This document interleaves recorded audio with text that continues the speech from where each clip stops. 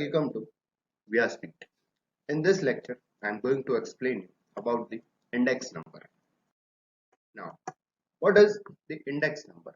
Index number is a statistical measure which tells us about the change in variable or a group of related variables. These are also called economic barometers. तो index number क्या होता है? Index number एक statistical major है. जैसे statics के अंदर किसी भी एनालिसिस करने के लिए हमें बहुत सारी टेक्निक्स और टूल्स की जरूरत होती है. जैसे सेंट्रल टेंडेंसी है, मेजर ऑफ डिस्पर्जन है, स्क्यूनेस है, कोरिलेशन है.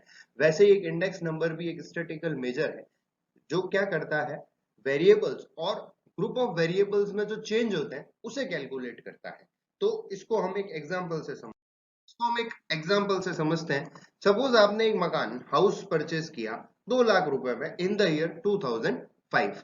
अब उस 2005 में जो हाउस आपने परचेज किया था उसको आपने सेल कर दिया इन द ईयर 2020 12 लाख में. 2005 में आपने उस मकान को हाउस को 2 लाख रुपए में खरीदा और 2020 में उस मकान को 12 लाख रुपए में बेच दिया.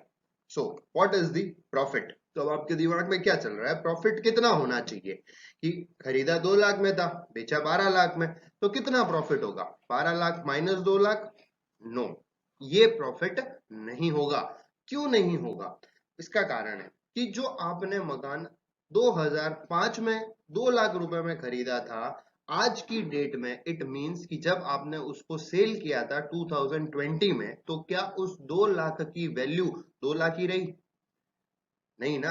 तो उसके लिए हमें ये कैलकुलेट करना पड़ेगा कि 2005 में जो उस 2 लाख की वैल्यू थी आज 2020 में कितनी हो गई.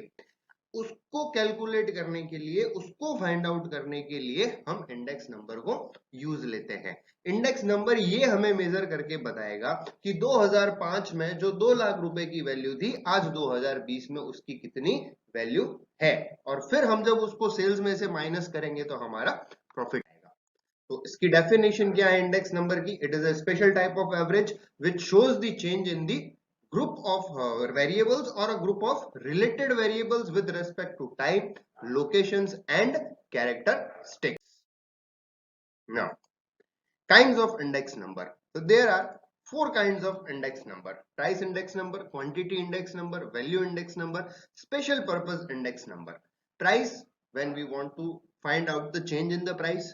When we find out the quantity, change in the quantity, it is quantity index number. When price is multiplied quantity, it is value index number.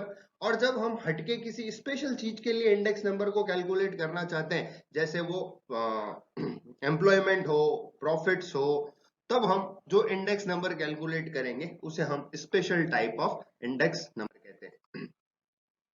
Base year and current year.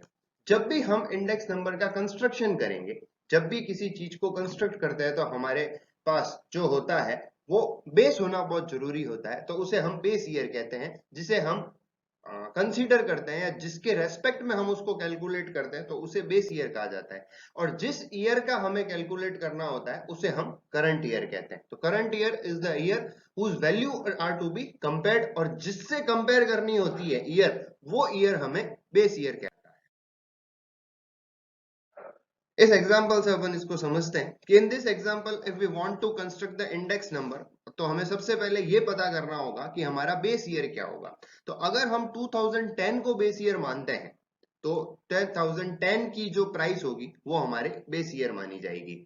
फिर अगर हमें 2011 का कैलकुलेट करना है तो 2011 is the current year. अगर हमें 2013 का फाइंड करना है तो 2013 is the current year.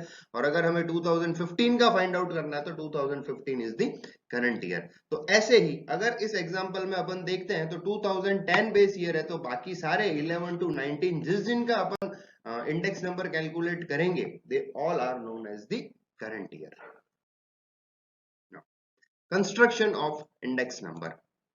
For the construction of index number, we use 2 base years, 2 main base, जैसे fixed base and chain base. In fixed base, base year is fixed. जब नाम ही इसका फिक्स्ड बेस है, इसका मतलब ये है कि जिससे भी हम कंपेयर कर रहे हैं वो एक ईयर जो होगा वो हमारा फिक्स होगा. और चेन बेस वो एक चेन बनाता है प्रीवियस ईयर से रिलेटेड, तो उसमें जो फिक्स बेस ईयर जो होता है वो फिक्स नहीं होता है. फिक्स बेस में दो अपन ले सकते हैं, एक तो 1 ईयर एज बेस लिया जा सकता है या average price as the base year हम उसको कैलकुलेट कर सकते हैं। तो 1 ईयर प्राइस में क्या होता है कि एक साल को हम बेस मानते हैं, और एवरेज प्राइस में जितना हमें क्वेश्चन में दिया होता है फर्स्ट 5 ईयर्स या जितने भी ईयर्स गिवन है उनका एवरेज कैलकुलेट करना ही एवरेज पीरियड बेस कहलाता है। नाउ कंस्ट्रक्शन जब हम करते हैं इंडेक्स नंबर की, तो हमारे सामने दो तरह के केस आते हैं, एक होता है वन कमोडिटी और of more than one commodity. Question में आपको हो सकता है एक कमोडिटी दी हुई हो, बहुत सारे ईयर्स हैं और एक ही कमोडिटी है, और या फिर ईयर्स तो है लेकिन उसके साथ कमोडिटीज बहुत ज्यादा है। कमोडिटीज मींस जैसे आपको ए बी सी डी दे दिया, या शुगर, राइस, अरहर, मूंग, उड़द, बहुत सारी कमोडिटीज दे दी है, और उसके बेस पे आपको इंडेक्स नंबर कैलकुलेट करना है किसी एक पर्टिकुलर ईयर का। तो जब एक से ज्यादा कमोडिटी होती है तो हमारे पास दो मेथड होते हैं, एक होता है सिंपल एग्रीगेटिव मेथड और एक simple average of price relative method है। जबकि एक कमोडिटी के लिए ऐसा नहीं है, सिंपल एक ही मेथड होता है।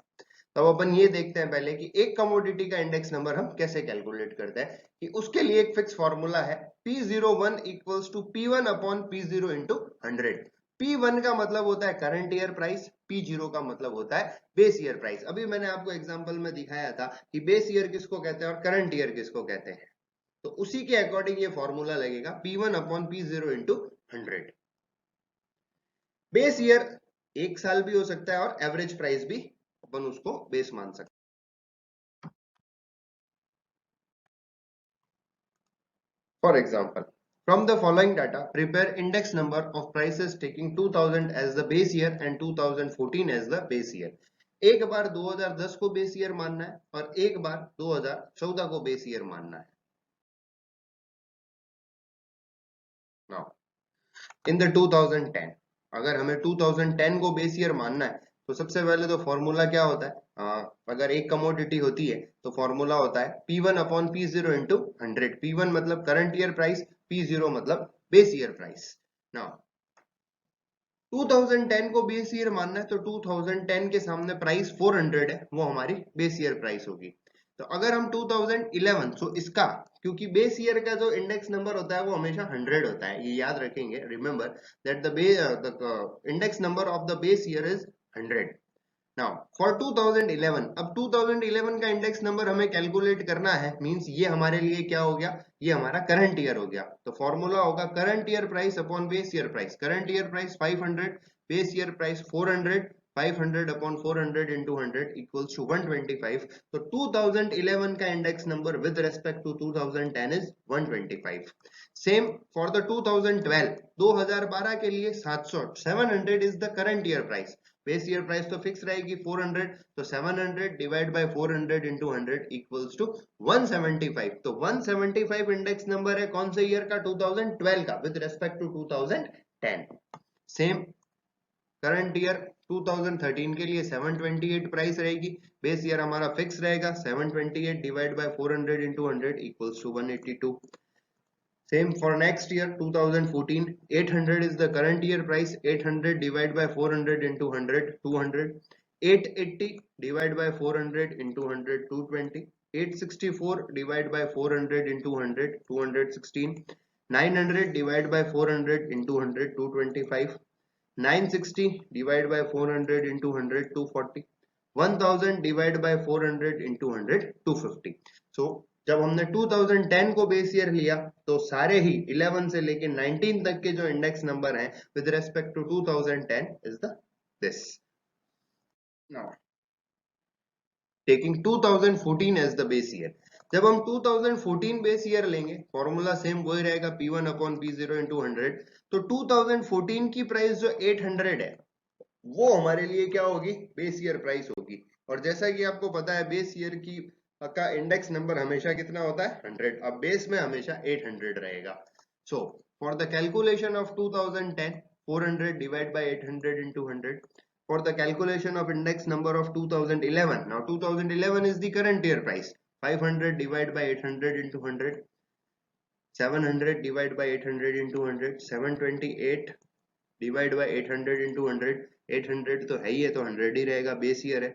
880 क्योंकि 2015 की प्राइस है 880, 880 divide by 800 into 100, 864, 864 divide by 800 into 100, 900, 900 divide by 800 into 100, 112.5, 960 upon 800 into 100, 120, and 1000 divided by 800 into 100, 125. So these are the index number when 2014 is taken as the base year. Hope कि आप लोगों को ये समझ में आया होगा कि एक commodity का index number कैसे calculate करते हैं.